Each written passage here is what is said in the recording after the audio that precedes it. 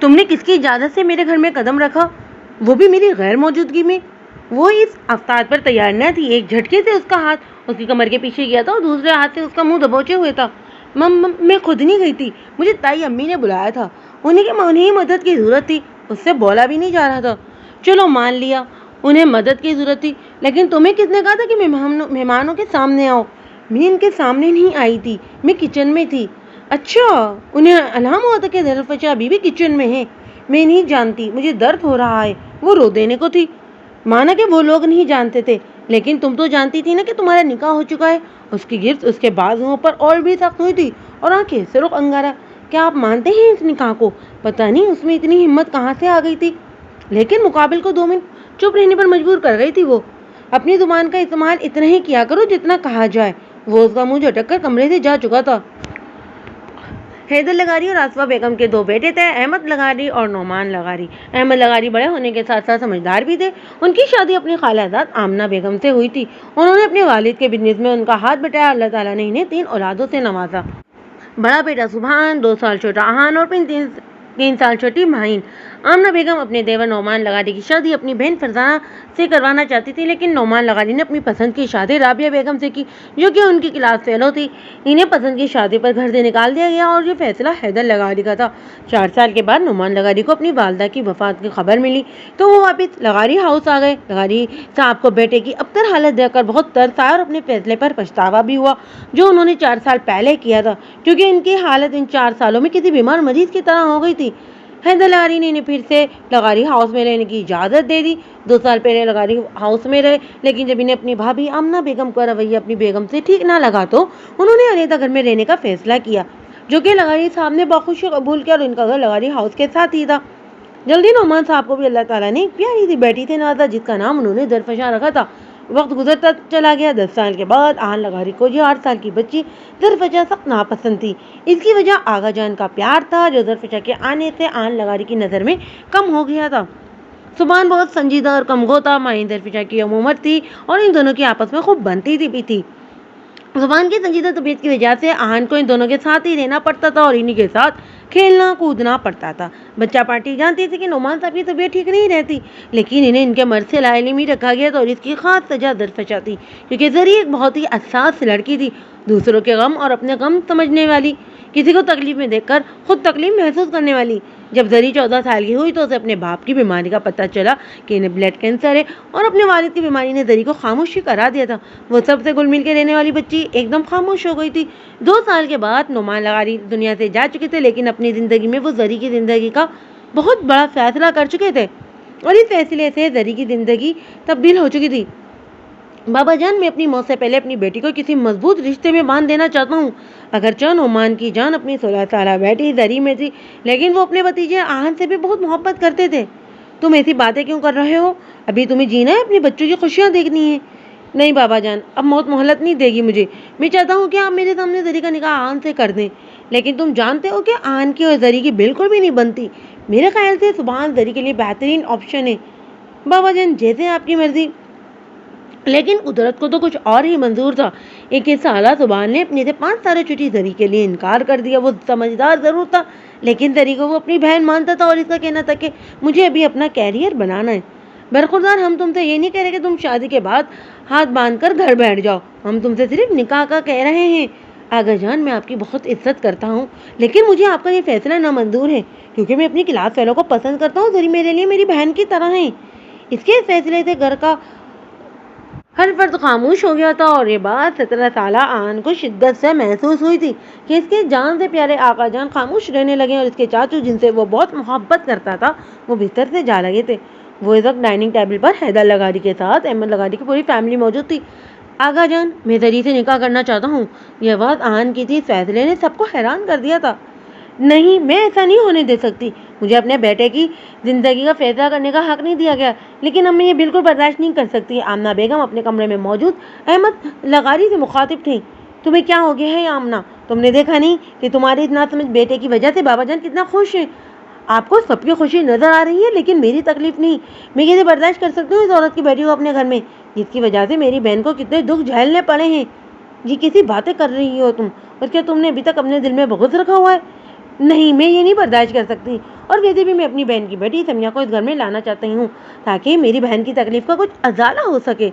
تمہیں اپنی بہن کی اندھے تکلیف نظر آ رہی ہے، لیکن میرے چھوٹے بھائی کا بستر پر لگ جانا، میرے باپ کا اپنے کمرے سے نہ نکلنا، یہ سب تمہیں دکھائی نہیں دے رہا؟ بس میں اس معاملے میں اب کوئی بحث نہیں کرنا چاہتا۔ وہ یہ کہہ کر جا چکے تھے۔ یار چاچو، یہ میں نے فیصلہ اپنی مرضی سے کیا ہے، کسی کے دباؤ میں آ کر نہیں کیا، اور ویسے بھی آپ بھی تو یہی چاہتے تھے نا۔ بس اب اتنا ایموشنل مت ہو، آپ کو کچھ نہیں ہوگا، آپ ہمارا نکاح ہی نہیں بلکہ رخصتی بھی دیکھیں گے۔ وہ اس کی بات پر مسکرا دیے تھے۔ وہ اس کی مسکراہٹ دیکھ کر اپنے فیصلے پر اور بھی پختہ ہوا تھا۔ پھر وہ وقت بھی آ گیا جب سادگی سے درفشاں کا نکاح اہن لغاری سے کر دیا گیا۔ اس کے 3 بار قبول ہے کہنے سے اس کی زندگی کا پروانہ کسی اور کے ہاتھوں میں تھما دیا گیا تھا۔ وہ کچھ ہی پل میں درفشاں نعمان لغاری سے درفشاں اہن لغاری بن گئی تھی۔ نکاح کے بولوں کا اثر تھا یا کچھ اور، اس کو اپنے ساتھ سفید شلوار قمیض میں بیٹھا یہ شخص سیدھا دل میں اترتا ہوا محسوس ہوا تھا۔ اس نے پہلے اہن سے چڑھتی نہ نفرت، لیکن اب تو یہ شخص سیدھا دل میں قیام پذیر ہو گیا تھا۔ نکاح کے چند مہینے بعد اہن لغاری کو پڑھنے کے لیے لندن بھیج دیا گیا تھا۔ نعمان لغاری بھی چند مہینے کے مہمان تھے۔ ابا کے اہن کے لندن جانے کے بعد 2 مہینے بعد ہی وہ اس دنیا سے چل بسے تھے۔ زری جو پہلے اپنے باپ کی بیماری کا سن کر خاموش ہو گئی تھی، اب ان کے جانے سے بالکل ہی چپ ہو گئی تھی۔ وہ تو پڑھائی کو ہی خیر بات کہہ دینے کو تھی جب ایک دن اسے اہن کا فون آیا۔ زری، یہ لو، اہن بھائی تم سے بات کرنا چاہتے ہیں۔ وہ حیران تھی کہ کیسا ستم کرے جس کو اس کی یاد دیار گھر میں رہنے کے باوجود 1 سال بعد آئی تھی، لیکن زری نے تو اس کو ہر لمحہ یاد کیا تھا۔ اس نے ناسمجھی سے فون کان سے لگایا تھا۔ میں یہ کیا سن رہا ہوں کہ تم پڑھائی نہیں چاہتی؟ بغیر سلام دعا کے حال چال پوچھے وہ مدعے کی بات پر آیا تھا۔ جی، کتنے مہینوں بعد تو اس کے وہاں سننے کو ملی تھی، الفاظ جیسے ساتھ ہی چھوڑ گئے تھے۔ جی کیا میں وجہ جاننا چاہتا ہوں کہ تم نے کیوں پڑھائی کو خیر بات کہنے کا سوچا ہے؟ بس میرا دل نہیں کرتا، وہ بھی تڑک کر بولی۔ کتنے مہینوں کا غبار تھا، کہیں پر تو نکلنا ہی تھا۔ آغا جان سے سننے کو ملتا ہے کہ محترمہ کافی خاموش ہو گئی ہے، لیکن یہاں تو مجھے لگتا ہے زبان اور بھی تیز ہو گئی ہے۔ تو بتائیں زری بیوی، آپ کا دل کیا کرنے کو کرتا ہے؟ ایک پل کو زری کا دل چاہا کہ کیسے تم سے بات کرنے کو، تمہارے ساتھ زندگی گزارنے کو، تمہارے ساتھ گھومنے پھرنے کو، تمہارے ساتھ اپنی زندگی کا ہر لمحہ بتانے کو، لیکن یہ دل کے ارمان بھی۔ اب کچھ بولو گی بھی؟ مجھے اپنا پیکیج تم پر ختم نہیں کرنا۔ زری کا موڈ ایک دم سے خراب ہوا تھا۔ مجھ پر کیوں کریں گے اپنا پیکیج ختم؟ وہاں پر مل گئی ہوگی کوئی گوری، وہ صرف یہ سوچ ہی سکی تھی۔ میں بزنس پڑھ رہا ہوں اور کچھ سالوں میں بزنس کی دنیا میں قدم بھی رکھ دوں گا۔ میں نہیں چاہتا کہ ایک بزنس مین کی بیوی صرف 10ویں پاس نکلے تو اس لیے کل شرافت سے مہین کے ساتھ جا کر اپنا ایڈمیشن کرواؤ۔ یہ کہنے کے بعد دوسری طرف سے فون کر چکا تھا۔ بغیر اس کا جواب سنے وہ ستمگر اس کا فون کاٹ چکا تھا۔ ابھی اس کے بعد کوئی اور آپشن ہی نہیں بچا تھا۔ پھر مہین اور زری کالج میں ایڈمیشن ہو گیا تھا۔ چلو آج گھر چلتے ہیں۔ دونوں اچھے نمبروں سے انٹر پاس کر چکی تھیں اور آج یونیورسٹی کا فارم فل کر کے واپس لوٹ رہی تھی جب ماہی نے زری کے ساتھ چلتے ہوئے کہا تھا، نہیں تمہیں پتا تو ہے تعلیمی کا پارا ہائی ہو جاتا ہے مجھے دیکھ کر۔ پھر کبھی سے ہی آغا جان تمہیں یاد کر رہے تھے۔ ماہی نے ایک اور بہانہ بنایا، صبح ہی ہمارے پارک میں ملاقات ہو جاتی ہے۔ اوہ میں کیسے بھول گئی، تم اور آغا جان سے نہ ملو، ایسا تو ہو ہی نہیں سکتا۔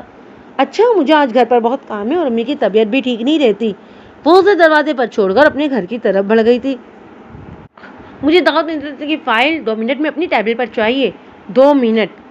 اسٹینڈ بلیک 3 سوٹ میں جلد سے بال سیٹ کیے مغرورانہ چال چلتا ہوا وہ اپنے کیبن کی طرف بڑھا تھا، ساتھ ہی اپنے مینیجر پر چیخ بھی رہا تھا، جی سر 2 منٹ میں فائل آپ کی ٹیبل پر موجود ہوگی۔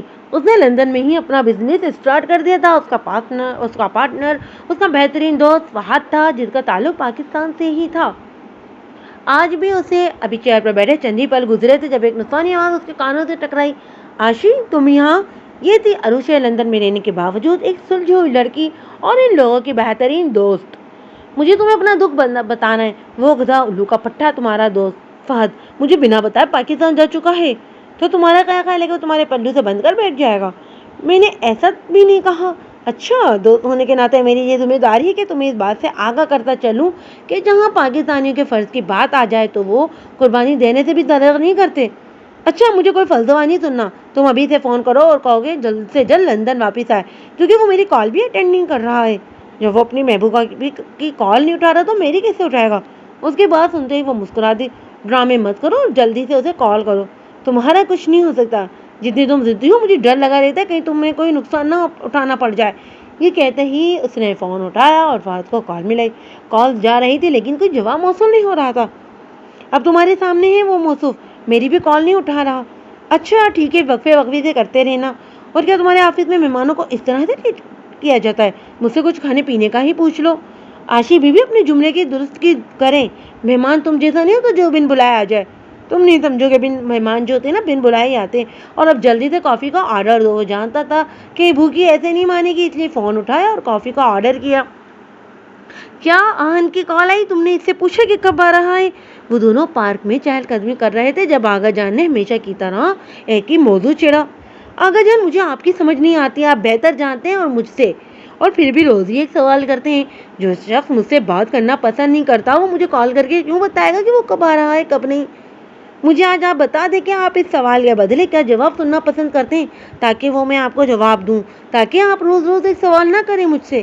میں چاہتا ہوں کہ تم خود مجھے آ کر بتاؤ کہ وہ کس دن آ رہا ہے, کیونکہ میں تمہارے چہرے پر مسکان دیکھنا چاہتا ہوں. آغا جان, آپ میری سمجھ سے باہر ہوتے جا رہے ہیں. بھلا اس کے آنے نہ آنے سے مجھے کیا فرق پڑے گا؟ وہ لاپرواہی سے بولی. اچھا تو کیا میرا علم ہوں اپنی پوتی کے جذبوں سے جو وہ میرے پوتے کے لیے رکھتی ہے؟ ان کا ذکر مت کیا کریں, مجھے کچھ بھی اچھا نہیں لگتا. ان کی ساتھ میری نظر اندازی کچھ بھی نہیں. یہ کہتے ہوئے وہ ان کا ہاتھ پکڑے پارک سے باہر چل دی تھی. اور آغا جان آج پھر اس کا اداس چہرہ دیکھ کر اداس ہو گئے تھے. انہیں دکھ نہیں آ گیا تھا, لیکن وہ کبھی مایوس نہ ہوئے تھے اپنے کیے گئے فیصلے پر. کب آ رہے ہو برخودار؟ بس آغا جان, ارادہ تو بہت جلد آنے کا ہے, لیکن ابھی مجھے یہاں سب وائنڈ اپ کرنے میں کافی ٹائم لگ جائے گا. تو تم 3 مہینوں سے بہت جلد کا کہہ رہے ہو, بس میرے مرنے سے پہلے آ جانا. ایسی باتیں مت کیا کریں, آپ جانتے ہیں دنیا غیر میں میری تکلیف بانٹنے والا کوئی بھی نہیں ہے. تکلیف اسے نہیں کہتے میرے بچے, تم اپنے ماں باپ کو جو دے رہے ہو تکلیف اسے کہتے ہیں. ایک بھائی اپنے بیوی بچوں کو لے کر دوسرے شہر جا بسا ہے, اور دوسرے کو پڑھنے کے لیے بھیجا تھا جو آنے کا نام ہی نہیں لے رہا. آغا جان, میں اپنی پوری کوشش کر رہا ہوں, بس اس مہینے کے آخر میں آپ کے پاس آ جاؤں گا. انہیں مطمئن کرنے کے لیے ایسا کہا گیا, ورنہ کام تو بہت تھا, اور اب تو فہد بھی پاکستان جا چکا تھا, اور ابھی سے اکیلے ہی سارا کام ختم کرنا تھا. ٹھیک ہے برخودار, ہم انتظار کریں گے, لیکن تم ہمیں ایک بات تو بتاؤ, کیا تم بھول بیٹھے ہو کہ تمہاری ذات کسی اور سے منسوب کر دی گئی ہے؟ آپ کسی باتیں کر کے مجھے ڈسٹرب کر دیتے ہیں. تم جانتے ہو کہ تمہاری یہ طبعیں دور کرنے کے لیے تمہارے پاس اپنے دکھ سنانے کے لیے تمہاری ماں بہن ہے, یہاں تک کہ تمہارا باپ ہے, اور ہم لا علم نہیں ہے کہ تمہارا بڑا بھائی بھی جس سے تم کانٹیکٹ میں رہتے ہو. لیکن اس لڑکی کے پاس اپنی بیمار ماں کے سوا کوئی نہیں ہے جو اسے سمجھ سکے. تمہارے ہوتے ہوئے اسے غیروں کا سہارا ہے.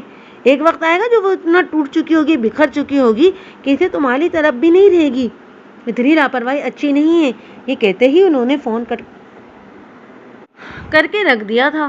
وہ اپنے بیڈ پہ لیٹی ستم گھر کے خیال میں تھی. کیا وہ شخص اتنا مصروف ہے کہ مجھ سے 2 منٹ بات نہیں کر سکتا, مجھ سے میرا حال احوال نہیں پوچھ سکتا؟ تبھی اس کے فون پر رنگ ہوئی. اس نے بغیر دیکھے فون کان سے لگا لیا تھا. اس وقت اکثر ماہینی کال کیا کرتی تھی اور اپنے بھائی کے نام سے چڑھاتی تھی, کیونکہ وہ جانتی تھی کہ ذری اکیلے میں اداس ہو جایا کرتی تھی. میں اداس نہیں ہوں, تم ٹینشن مت لو, اور ویسے بھی میں بھی انہی کے خیالوں میں تھی. وہ اس کو ہنسانے کے لیے یہ بولی تھی, لیکن مقابل کی آواز پر وہ اٹھ بیٹھی تھی. اس وقت تمہیں کون فون کرتا ہے اور کس سے تم اتنے بےہودہ گفتگو کرتی ہو, یہ جاننے میں تو مجھے کوئی انٹرسٹ نہیں ہے.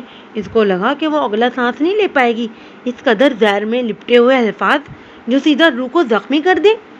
وہ جانتی تھی کہ یہ شخص اس کو ناپسند کرتا ہے, لیکن اس قدر وہ سوچ بھی نہیں سکتی تھی. مانا اس نے آغا جان کے کہنے پر کال کی تھی, لیکن مقابل کی بےہودگی گفتگو سن کر اسے تیش آ گیا تھا. ظرفجا بی بی, وہ بھی کچھ بولتا کہ دوسری طرف سے لائنیں کاٹ دی گئی تھی. بے کف سے دن گزر رہے تھے. مائن اور ذری یونیورسٹی جانا شروع کر چکی تھی. انہیں یونیورسٹی جاتے ہوئے مہینہ ہونے کو آیا تھا. ذری کی فون کال کے بعد آن سے پھر کبھی بات ہی نہیں ہوئی. السلام علیکم تائی جان. آج ذری کافی دنوں کے بعد لغاری ہاؤس آئی تھی, کیونکہ 2 دن سے آغا جان پارک نہیں آ رہے تھے. ان کی خیریت دریافت کرنے چلی آئی. وعلیکم السلام محترمہ, سدی شکر کہ تمہیں بھی آغا جان کا خیال آیا.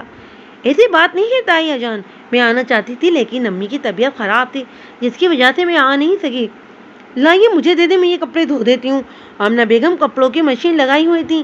ٹھیک ہے, تم کپڑے دھو, میں کھانا بنا دیتی ہوں. ویسے بھی آج ماہی اپنی خالہ کی طرف گئی ہوئی ہے. تائی جان آپ ایسا کریں, آپ آرام کریں, میں مشین لانے کے بعد کھانا بھی بنا دوں گی. ٹھیک ہے, پھر اپنے آغا جان کے لیے سوپ بھی بنا دینا. یہ کہہ کر وہ اندر کی طرف بڑھ گئی. وہ اکثر ان کے کام کر دیا کرتی تھی. ابھی وہ مشین لگا کر فارغ ہی ہوئی تھی کہ دروازہ کھلنے کی آواز آئی. واؤ تم, اور گھر میں یقیناً آغا جان سے ہی ملنے آئی ہوگی. ہانیہ منہ بسے اڑتے ابولی تھی. وہ دروازہ بند کرنے کو تھی جب ہانی بول پڑی, رکو، یاسر اور سمیہ خالہ بھی آئے ہیں۔ السلام علیکم۔ یاسر نے اندر داخل ہوتے ہوئے سلام کیا، جبکہ سمیہ بغیر سلام کیے اندر کی طرف بڑھ گئی تھی۔ زری نے سلام کا جواب دیا اور کچن کی طرف چل دی، کیونکہ اسے بھی آغا جان کے لیے سوپ بنانا تھا اور دوپہر کا کھانا بھی تیار کرنا تھا۔ زری تم کچن میں کیوں آ گئی؟ اب میں بنا لوں گی، تم جاؤ۔ سمیہ اور یاسر بھائی کو کمپنی دو۔ نہیں، تم ریفریشمنٹ تیار کرو، میں آغا جان کے لیے سوپ بنا کر انہیں دے آتی ہوں، پھر مل کر ان کے پاس بیٹھیں گی۔ وہ یہ کہہ کر اپنے کام میں مگن ہو گئی، کیونکہ اس طرح اسے اکیلے یاسر کے پاس بیٹھنا معقول نہیں لگا تھا۔ مائی کے لیے تو چلو وہ اس کا خالہ بھائی تھا، لیکن زری کے لیے تو ایک نامحروم تھا، اور وہ یاسر بھائی کی نظروں کو بھی جانتی تھی، جس میں احترام کے ساتھ ساتھ ہمدردی کے جذبے بھی پائے جاتے تھے، اور زری کو ہمدردی کے نام سے تو ویسے ہی چڑ تھی۔ اور وہ پھر ایک تھکا دینے والا دن گزار کر اپنے گھر واپس آ گئی تھی۔ تو یہ اس کے ساتھ غلط کر رہا ہے، اسے بتا کیوں نہیں دیتا کہ تیرے ڈیڈ تجھے واپس آنے کی اجازت نہیں دے رہے ہیں؟ آہن نے غصے سے کہا۔ یار تو کچھ سمجھ کیوں نہیں رہا ہے؟ میرے لیے بہت مشکل ہے، جیسے میرے لیے تو بہت آسان ہے نا تیری روٹی میں بوبا کو بنانا اور منا کر پاکستان لے کر آنا، وہ بھی اپنے ساتھ۔ کیا یہ تیرے لیے مذاق ہے؟ وہ برہمی سے بولا تھا۔ یار پلیز، تو اپنے دوست کے لیے اتنا نہیں کر سکتا؟ اور ویسے بھی تجھے پاکستان تو آنا ہے نا، ہم اپنا بزنس وائنڈ اپ کر چکے ہیں اور انشاءاللہ جلد ہی پاکستان والی برانچ میں دوبارہ سے سب شروع کریں گے۔ اگر وہ مانی تو ٹھیک ہے، اسے اپنے ساتھ لے آؤں گا، ورنہ میرا کہنا تو یہ ہے کہ تو پہلے اپنے موم ڈیڈ کو راضی کر لے، اس کے بعد اس مسئلے کا کوئی حل نکالتے ہیں۔ ٹھیک ہے، اور سناؤ کب کی فلائٹ ہے کہ تجھے لینے آؤں؟ نہیں، اس کی ضرورت نہیں ہے، میں خود آ جاؤں گا۔ میری فلائٹ جو ہے نائٹ کی ہے، 2 دن بعد کی۔ ہائے، کیسی ہیں آپ؟ یہ ان کی کلاس کا لڑکا دانیال تھا، جو کہ یونی کا ٹاپر تھا۔ بھائی مجھے آپ کے نوٹس چاہیے تھے۔ زری نے ہی بات کا آغاز کیا، کیونکہ وہ ماہی کے منہ پر انداز کو اچھے طریقے سے جانتی تھی۔ ہاں کیوں نہیں، ضرور۔ وہ میرے دوست کے پاس ہے جو 2 دن بعد دینے کا کہہ رہا تھا، وہ جیسے ہی دیتا ہے میں آپ کو دے دوں گا۔ ٹھیک ہے، ویسے ایک بات پوچھنی تھی، میرے نوٹ سے صرف آپ ہی فائدہ اٹھاتی ہیں یا آپ کے دوست بھی اٹھاتی ہے؟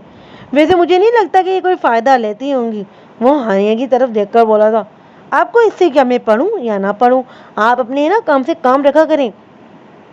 ویسے بھی زری تم اس سے نوٹس لینے کی کیا پڑی ہے؟ 2 دن بعد بھائی آ رہے ہیں، انہوں نے بھی بزنس ہی پڑھا ہے، تم ان سے سمجھ لینا۔ مقابل کو تو جواب دینا ہی تھا۔ ویسے زری تمہاری بہن کافی غصے میں رہتی ہے، اسے کچھ ٹھنڈا کھلایا پلایا کرو، وہ مسکراتا ہوا بولا، اور ماہی وہاں سے چل دی۔ ٹھیک ہے بھائی، اللہ حافظ۔ ماہی رکو، مجھے تو ساتھ لیتی جاؤ یار، وہ تیز قدم اٹھاتی ہوئی ماہی کے ساتھ بولی۔ ویسے اتنا بڑا جھوٹ بولنے کی کیا تک تھی کہ تمہارے بھائی 2 دن بعد آ رہے ہیں؟ معصوم لوگوں کے معصوم دل کا کچھ خیال کیا کرو، وہ اس کو ہنسانے کے لیے بولی تھی۔ میں جھوٹ نہیں کہہ رہی، کل بھائی کا فون آیا تو انہوں نے بتایا ہے کہ وہ 2 دن بعد آ رہے ہیں۔ ویسے میری معلومات میں اضافہ کرنے کے لیے شکریہ۔ کیا آپ کمزور دل کی پائی گئی ہیں کہ ان کے آنے سے ہی آپ کے دل کو جھٹکے لگ رہے ہیں؟ سوچو جب وہ آ جائیں گے تو تمہارا کیا ہوگا؟ اچھا بس اب اپنی فضول بکواس میں اپنے پاس رکھو، صرف تمہارا منہ ٹھیک کرنے کے لیے سب کہہ رہی تھی، اس سے تم گھر کے آنے کی خبر نے تو مشکل میں ڈال دیا تھا۔ ٹھیک ہے، پھر جب تم اپنا مائنڈ سیٹ کر لو تو ہمیں انفارم کر دینا، کم از کم اس سے ایک بار بات تو کر لو۔ آشی وہ بہت مشکل میں، پاکستانی ماں باپ کو سمجھانا بہت مشکل کام ہے، وہ جانے سے پہلے ایک بار مل کر اسے سمجھا کر جانا چاہتا تھا کہ وہ اپنی زندگی میں اتنی بڑی غلطی نہ کرے، آخر وہ اس کی بہترین دوست تھی جو اس سے بیک آف نہیں کر رہی تھی۔ مجھے سمجھنے میں اپنی فیملی کو سمجھانے میں کچھ تو ٹائم لگے گا، اور میں آپ کو تھوڑی بہت اسپیس دینا چاہتی ہوں۔ ٹھیک ہے، پھر بہت جلد پاکستان میں ہی ملاقات ہوگی۔ اوکے، ایک شرط پر، اگر تم مجھے پاکستان میں اس خوبصورت لڑکی سے ملواؤ گی جسے تم نے اپنے دل میں جگہ دے رکھی ہے۔ تم کیوں اس معصوم لڑکی کے پیچھے پڑ گئی ہو بھائی؟ یقیناً وہ معصوم ہی ہوگی جو 4 سال سے تمہارے انتظار میں ہے کہ کب سید جی آئیں گے، وہ شریر لہجے میں بولی تھی۔ انتظار؟ معصومیت کی تم نے خوب کہی، اس معصوم نے مہینہ بھر پہلے کال کاٹ دی تھی میرے منہ پر۔ اس کی معصومیت کا اندازہ اسی سے لگا لو کہ وہ کس قدر معصوم ہے۔ اگر تم اسے معصومیت کہتی ہو تو اللہ بچائے ایسی معصومیت سے۔ وہ شرارت سے ہنستے ہوئے بولا تھا، تم بھی اتنے معصوم نہیں ہو، یقیناً تم نے کچھ غلط ہی کہا ہوگا جسے سن کر اس نے فون کاٹ دیا ہوگا، اور وہ دوسروں سے مختلف تو ہوگی نا، اپنے آہن لغاری کی بیوی جو ٹھہری۔ اگر تھوڑی سی ضدی اکڑ تو اس میں بھی پائی جائے تو کچھ برا نہیں ہے، آخر کو اسے آہن لگانے کا مقابلہ کرنا ہے۔ تمہاری باتیں ختم نہیں ہوں گی اور مجھے لیٹ ہو رہا ہے، مجھے بھی گھر والوں کے لیے شاپنگ بھی کرنی ہے۔ ٹھیک ہے آہن لگاری، تمہاری ایشین بیوٹی کو دیکھتے ہوئے عروشی سفیان ضرور آئے گی۔ آغا جان ایسا مت کریں یار، اب میں آ تو گیا ہوں، اپنی صحت کا کچھ تو خیال کریں، آپ پہلے سے کافی کمزور ہو گئے۔ یہ خیال رکھتی تھی آپ کی پوتی؟ वैसे तो कुछ दिखाई नहीं दिया, जैसे आप फोन पर बताते थे अपनी पोती के किस्से कि वो मेरा इतना ख्याल रखती है, सुबह रोज वर्जिश कराती है, और इसके खिलाफ अब तुम कुछ नहीं बोलोगे तो बेहतर है। अगर वो हमारे दरमियान में आई तो लड़ाई जरूरी है। अब दादा पोता में लड़ाई हुआ करेगी, वो भी इस लड़की की वजह से। वो सिर्फ लड़की नहीं है, हमारी पोती है। और जहाँ तक मुझे याद पड़ता है, तुमसे तो बहुत गलत ताल्लुक निकलता है इसका, इसलिए ज़रा सोच समझ कर बोला करो बरखुरदार। हाँ, मैं देख रहा हूँ कि आप कब से इसी की साइड ले जा रहे हैं, जो कि यहाँ मौजूद भी नहीं है। उसकी नामौजूदगी भी तुम्हारी वजह से है बरखुरदार। मतलब अब मैं यहाँ हमेशा के लिए आ गया हूँ तो क्या वो एक बार भी नहीं आएगी? वो शरारत से बोला था। वैसे आज मैं हैरान हूँ कि आप रात देर तक मेरा इंतज़ार कर रहे थे, जबकि मैं आपको मना कर चुका था कि मेरी फ़्लाइट रात की है, आप आराम कर लीजिएगा। जो आराम तुम्हें देखने के बाद मिल रहा है, इस आराम का कोई जवाब नहीं। इन्हीं बातों से दिल जीत लेते हैं, वो इनके गले लगते हुए बोला था। अब तुम जाओ अपने कमरे में, फ्रेश हो जाओ, फिर तुम्हें सुबह अपनी माँ बाप बहन भाई से भी मिलना है, जो कि काफ़ी नाराज़ है तुमसे। भाई आप बहुत बुरे हैं, मैंने आपको सिर्फ 4 साल के लिए भेजा था और आप हैं कि 5 साल लगा कर आए। माही ने मुंह बसौरते हुए कहा था। अच्छा ठीक है यार, अगली बार जितना टाइम बता कर आऊँगा उतने ही टाइम में वापस आ जाऊँगा। खुशफहमी है जनाब की कि हम आपको अब कहीं जाने देंगे। जितना पढ़ना था ना पढ़ लिया है आपने। मैं सही कह रही हूँ ना आगा जान?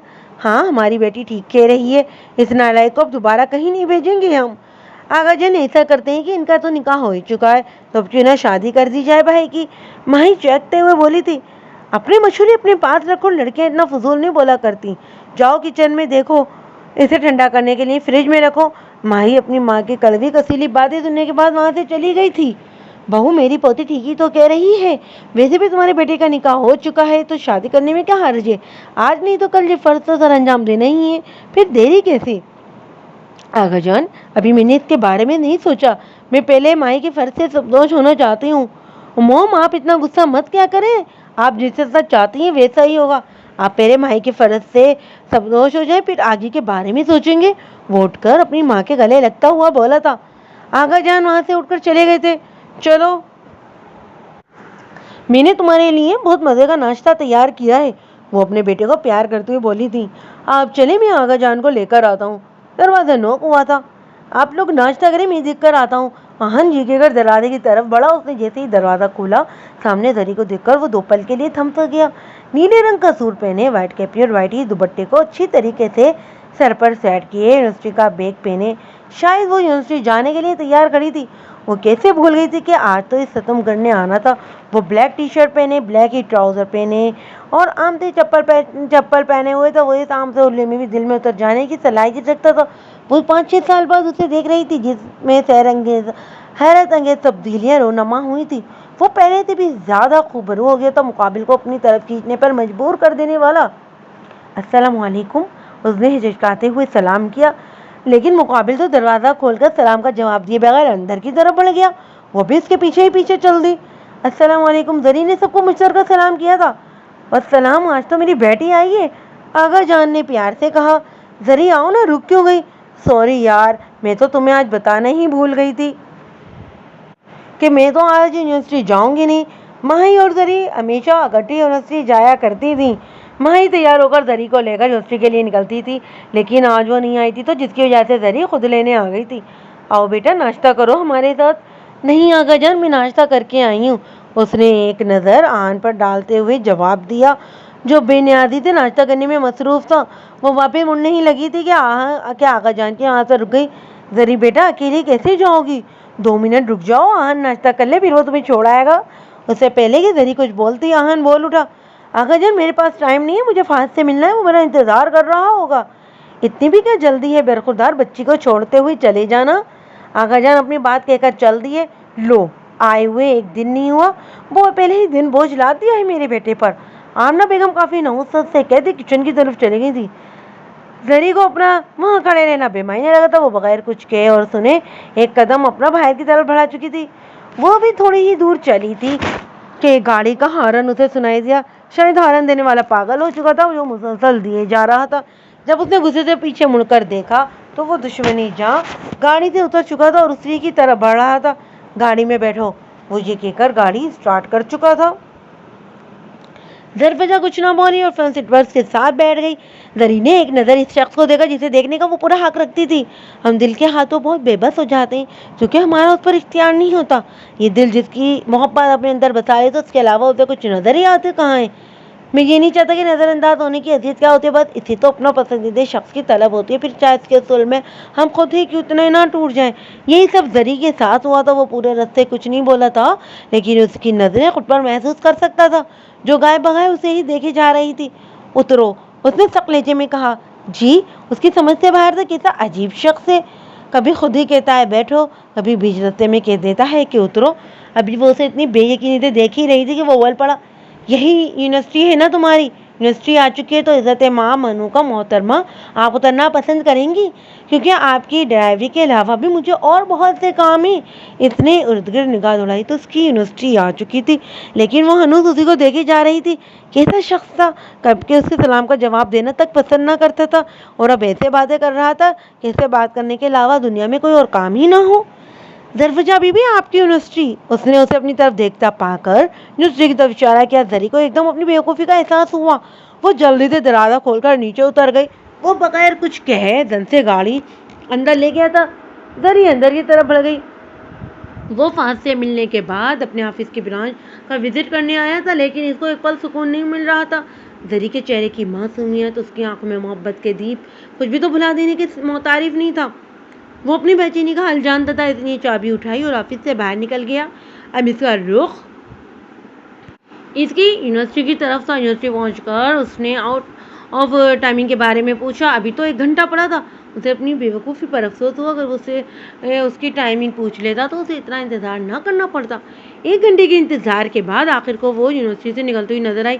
जैसे ही उसने इर्द गिर्द देखा तो काफ़ी लड़कियां उसी की तरफ मुतवज्जा थीं जो 3 पीस सूट पहने काफ़ी खूबसूरत लग रहा था। हेलो, उसने अभी सी की तरफ कदम नहीं बढ़ाए थे कि उसे दानियल रास्ते में मिल गया। वो शायद उसे नोट्स देने आया था जिसका मुतालबा 2 दिन पहले वो उससे कर चुकी थी। सलाम के बाद उसकी तरफ नोट बढ़ाया और हानिया के बारे में बात की गई जिस पर वो दोनों मुस्कुराए थे और दूर खड़े इस नफूस को तो आग ही लग गई थी। वो गाड़ी में चुपचाप आकर बैठ गई।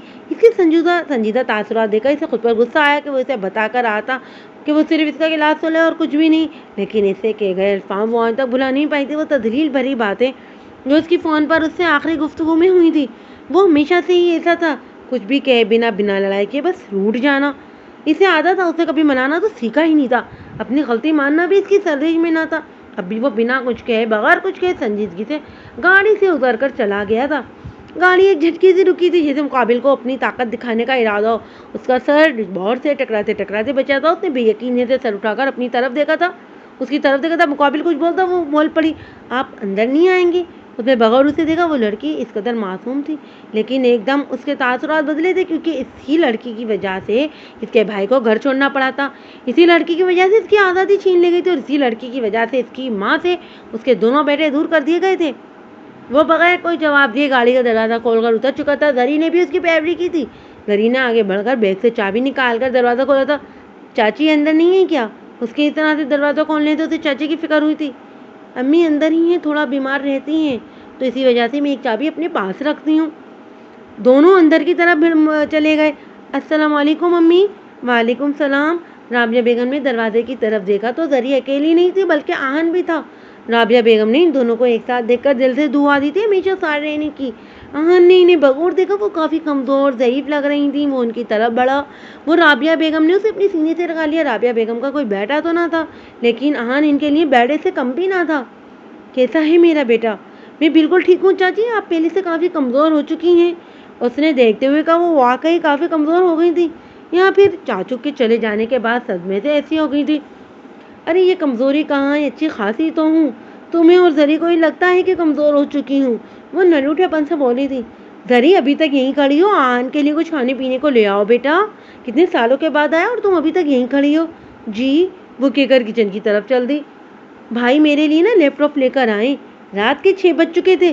ज़री और माही हॉल में बैठी थी। आमना बेगम अपने कमरे में जा चुकी थी और आज आगा जान की तबीयत भी ठीक नहीं थी। वो काफ़ी देर इन्हीं के पास बैठी रही थी। इन्हें दवा देकर वो नीचे आ गई थी। फिर माही चेखते हुए से अपना लैपटॉप दिखाने लगी थी।